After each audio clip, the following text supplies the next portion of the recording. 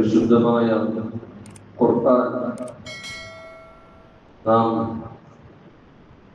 ഓതുന്നത് മാത്രമല്ല ഇബാദത്ത്.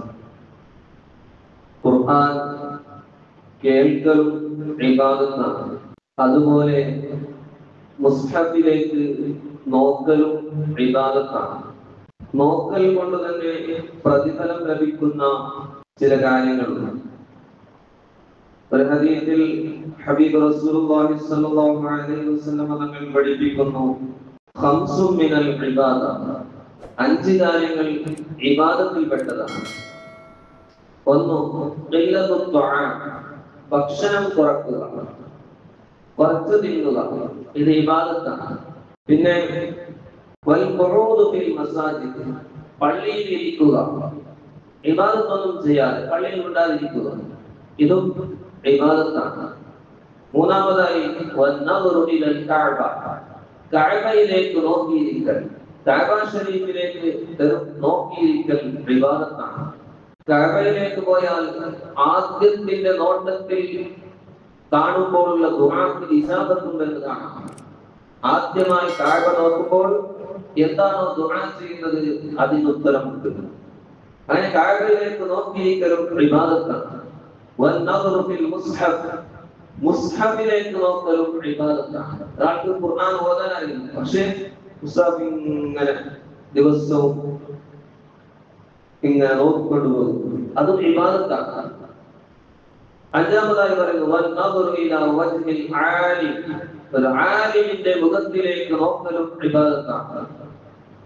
ആലിമികളെ മുഖത്തിലേക്ക് നോക്കലും ഇബാദത്താണ്. വേറെ ഹദീസുകളിൽ ഒരുപാട് മഹത്വങ്ങൾ അതിനെ സംബന്ധിച്ച് പറഞ്ഞിട്ടുണ്ട്.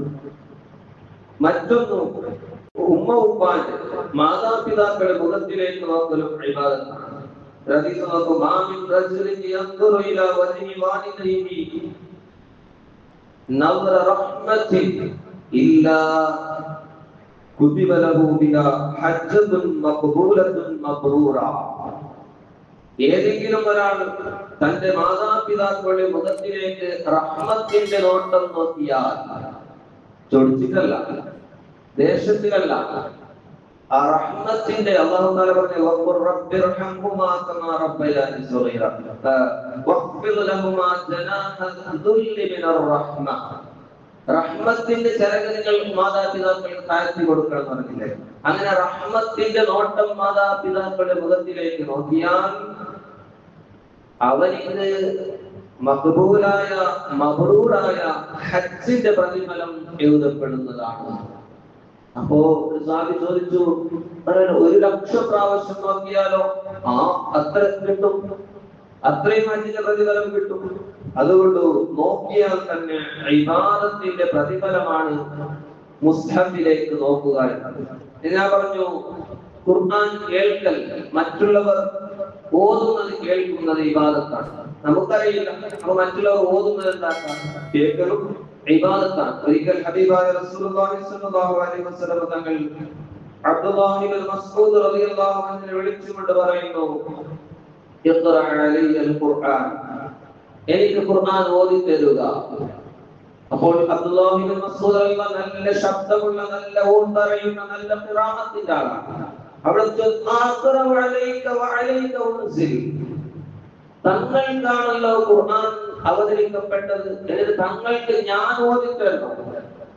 അപ്പോൾ തങ്ങൾ പറഞ്ഞ ഒരു വാക്ക്, ഇന്നി ഉഹിബ്ബു അൻ അസ്മഅഹു മിൻ ഗൈരി, മറ്റുള്ളവരിൽ നിന്ന് ഈ ഖുർആൻ കേൾക്കുന്നതിന് ഞാൻ ഇഷ്ടപ്പെടുന്നു, ഖുർആൻ കേൾക്കുന്നതിന് ഞാൻ ഇഷ്ടപ്പെടുന്നു. അങ്ങനെ സൂറത്തുൻ നിസാ ഓതി കൊടുക്കുന്നു. അങ്ങനെ ഓതി ഓതി ഫകൈഫ ഇദാ ജിനാ മിൻ കുല്ലി ഉമ്മത്തിൻ ബിശഹീദിൻ വജിനാ ബിക അലാ ഹൗലാഇ ഷഹീദാ എന്ന ആയത്തിലേക്ക് എത്തിയപ്പോൾ അവിടെ പറഞ്ഞു ഹസ്ബുക്കൽ മതി മതി നിർത്തും. അങ്ങനെ അബ്ദുല്ലാഹി ഇബ്നു മസ്ഊദ് റളിയല്ലാഹു അൻഹു തല ഉയർത്തി നോക്കുമ്പോൾ തങ്ങൾക്കുള്ള 2 കണ്ണിൽ നിന്നും വെള്ളം ഒലിക്കുമായിരുന്നു. ഖുർആൻ കേട്ട് കരഞ്ഞു.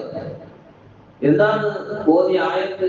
ഫകൈഫ ഇദാ ജിനാ മിൻ കുല്ലി ഉമ്മത്തിൻ ബിശഹീദിൻ, നാളെ മഹ്ശറയിൽ എല്ലാ ഉമ്മത്തികൾക്കും ഓരോ ഷഹീദായി ഓരോ പ്രവാചകന്മാരെ അല്ലാഹു തആല കൊണ്ടുവരുമ്പോൾ വജിദ്നാ ബിക അലാ ഹദുലാഹി ഷഹീദ, ഈ ഉമ്മത്തികൾക്ക് സാക്ഷിയായി ഷാഹിദായി അല്ലാഹു തആല തങ്ങളെ നാളെ ആഖിറത്തിൽ കൊണ്ടുവന്നാൽ എങ്ങനെയായിരിക്കും അവസ്ഥ എന്ന ആയത്തിലേക്ക് എത്തിയപ്പോഴാണ് ഹബീബായ റസൂലുള്ളാഹി സ്വല്ലല്ലാഹു അലൈഹി വസല്ലം തന്റെ ഉമ്മത്തികളെ കാര്യം ഓർത്തുകൊണ്ട് കരഞ്ഞു പോയത്. അതുകൊണ്ട് ഖുർആൻ കേട്ട് അർത്ഥം ചിന്തിച്ച് നാം ഓതേണ്ടതുകൊണ്ട് മാത്രമല്ല, മറ്റുള്ളവർ ഓതുന്നത് കേൾക്കലും ഇബാദത്താണ്. ഖുർആൻ ഓതുമ്പോൾ നാം വളരെയധികം ശ്രദ്ധിക്കേണ്ടതും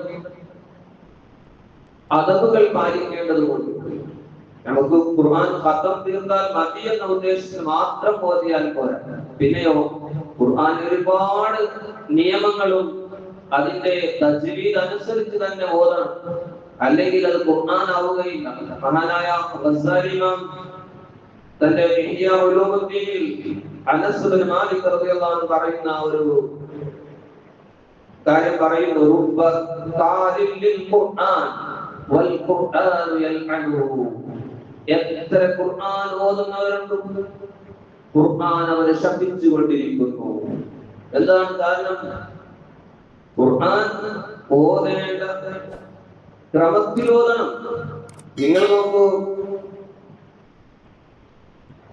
അറബി എന്നുള്ളത് അക്ഷരം പഠിച്ചത് കൊണ്ട് മാത്രം ഖുർആൻ ഓതാൻ സാധ്യമല്ല. നമുക്ക് കന്നഡത്തിന്റെ ഒരു 50 അക്ഷരം പഠിച്ചാൽ വായിച്ചു ഓതാം, ഹിന്ദിന്റെ ഒരു 50 അക്ഷരം പഠിച്ചാൽ വായിച്ചു ഓതാം, മലയാളത്തിന്റെ 50 അക്ഷരം പഠിച്ചാൽ വായിച്ചു ഓതാം, ഇംഗ്ലീഷിന്റെ ലെറ്റേഴ്സുകൾ പഠിച്ചാൽ അത് നമുക്കത് കൂട്ടി ഓതാം. ചിലപ്പോൾ വ്യത്യാസം ഉണ്ടാവും. പക്ഷേ അറബി നമുക്ക് അക്ഷരങ്ങൾ 28 പഠിച്ചതുകൊണ്ട് മാത്രം ഖുർആൻ ഓതാൻ സാധ്യമല്ല. അതൊരു ഉസ്താദിന്റെ കീഴിൽ തന്നെ പഠിച്ചിരിക്കണം.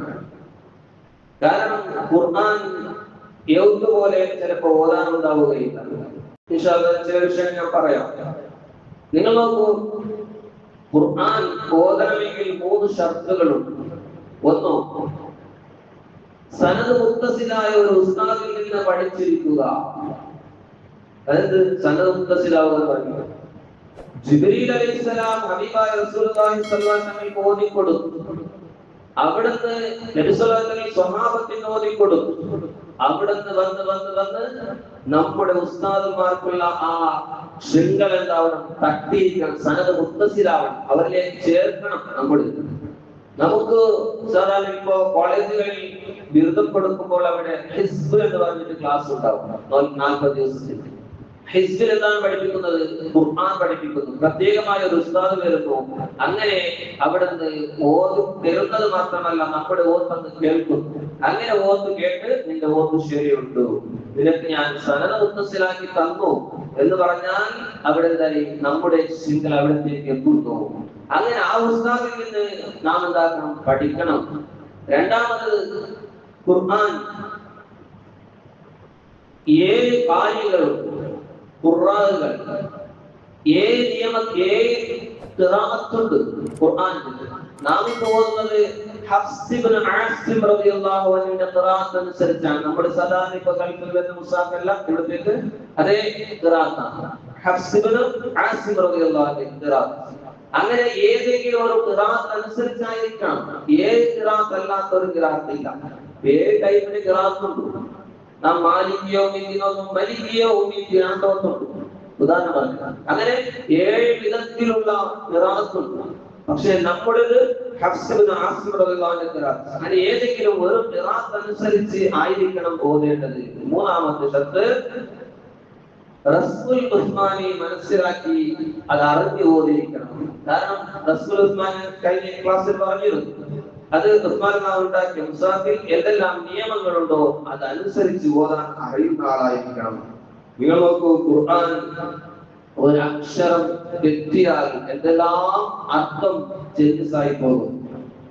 നിങ്ങൾ യൂസുഫ് നബി അലൈഹിസ്സലാമിന്റെ ചരിത്രം പറയുന്ന സ്ഥലത്തിൽ ഒരു ആയത്തുണ്ടല്ലോ, فلما رأينه أكبرنه وقطعن أيديهن وقلن حاش لله ما هذا بشرا. യൂസുഫ് നബി അലൈഹിസ്സലാമിനെ അവർ കണ്ടപ്പോൾ സ്ത്രീകൾ അക്ബർനഹു അവർ ഭയങ്കരമാക്കി കണ്ടു. അവിടെ ഫലമ്മാ റഅയ്നാഹു റഅയ്നാഹു റഅയ്നാഹു എന്നുള്ളതാണ്. റഅയ്നാഹു എന്ന് പറയുന്നുണ്ടാവും ഒരു അരികുതിയുടെ അത്ര അർത്ഥം ചേഞ്ച് ആയി. എന്തായി അറിയോ? ഞങ്ങൾ കണ്ടപ്പോൾ, അള്ളാഹ് പറഞ്ഞ പോലെ ഞങ്ങൾ യൂസുഫിനെ കണ്ടപ്പോൾ അക്ബർനാഹു അവിടെ ഞങ്ങൾക്ക് ഭയങ്കരായി യൂസുഫിനെ കണ്ടത്. അള്ളാഹ് ഭയങ്കരായി.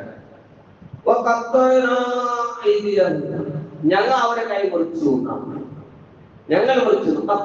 അവർ മുറിച്ചു ഒരു അലിപ്പ് കൂട്ടിയപ്പോ ഞങ്ങൾ കൈ മുറിച്ചു. പിന്നെ ഞങ്ങൾ പറഞ്ഞു അവിടെ ഖുർആനിൽ അവ പെണ്ണുങ്ങൾ പറഞ്ഞു ഒരു അലിപ്പ് കൂട്ടിയപ്പോ ഞങ്ങൾ പറഞ്ഞു പോയി ഭയങ്കര ഇതൊരു മനുഷ്യനല്ല. അപ്പൊ എന്തായി അർത്ഥം എവിടെ? അതുകൊണ്ട് ഒരു അലിപ്പ് കൂട്ടിയാലാണ്. അത് അറബി മാത്രമല്ല. നിങ്ങൾ നോക്കിപ്പോ കളി, കിളി, കുളി ഒരു 10 ദമ്മായപ്പോഴത്തെ കളി പോയിട്ട് കിളി കിളി പിന്നെ വമ്മാകുമ്പോ കുളിയായി അല്ലേ? ഒരാള് സലൂണിക്ക് പോയി, സലൂൺ പോയിട്ടുണ്ടായിരുന്നു താടി ഒപ്പിക്കാൻ പറയുമ്പോ തടി ഒപ്പിക്കണം എന്താവും? തടിയല്ല അല്ലെ? അലിഫ് വർത്തിട്ടാണ് ഞങ്ങൾ വാസലുണ്ടത് വ്യത്യാസം. അതേപോലെ ഖുർആൻ ഓതുമ്പോ ഒരു അലിഫ് കൂട്ടിയാലും ഒരു ശബ്ദ പറഞ്ഞാലും വ്യത്യാസങ്ങൾ വരുന്നുണ്ട്. അതുകൊണ്ട് ഖുർആൻ ഓതുമ്പോ വളരെയധികം സൂക്ഷിച്ചതാക്കണം. ഖുർആൻ ഓതണം. അത് തജ്വീദിന്റെ നിയമങ്ങൾ, പ്രത്യേകിച്ച് മഖ്റജുകൾ.